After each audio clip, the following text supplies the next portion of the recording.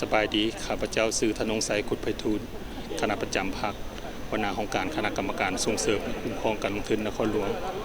ก็มีความรู้สึกภาคภูมิใจที่ได้เข้าร่วมกองประชุมใหญ่ของศูนย์กลางพรรคในชุดนี้เนาะซึ่งผ่านการจัดตั้งปฏิบัติของพรรคในระยะ70 ปีจนมาฮอดกองประชุมใหญ่ครั้งที่12ชุดนี้ก็ถือว่าพรรคได้นำพาแต่สมัยต่อสู่ปลดปล่อยประเทศชาติจนมาฮอดสมัยปกปักรักษาและพัฒนาประเทศชาติจนมาฮอดยุคปัจจุบันเห็นว่าการพัฒนามีความเจริญเติบโตสังคมมีความสีวิไลซึ่งผ่านการเข้าร่วมของประชุมใน1 มื้อที่ผ่านมาแต่ครับเศร้าจนฮอดภาพบ่ายมื้อนี้ก็ได้รับฟังการรายงานโดยเฉพาะแม่นการแผนพัฒนาเศรษฐกิจสังคมหลักทางรายงานการเมืองและก็เอกสารต่างๆของพรรคข้าพเจ้าก็มีความภาคภูมิใจ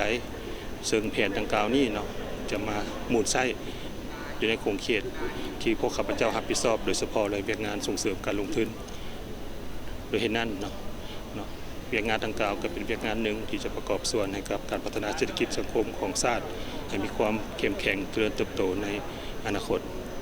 ข้าพเจ้าขออวยพรให้กองประชุมใหญ่สุดนี้จงเป็นเหตุการณ์ประวัติศาสตร์เป็นมติของประชุมเพื่อนำไปตั้งปฏิบัติอยู่ทุกโครงเขตบ่ว่าแต่อยู่โครงเขตเศรษฐกิจโครงเขตประทำสังคมและโครงเขตป้องกันชาติบุคคลสงบและให้การจะตั้งปฏิบัติมติของประชุมใหญ่สุดนี้ประสบสำเร็จอย่างจบงาม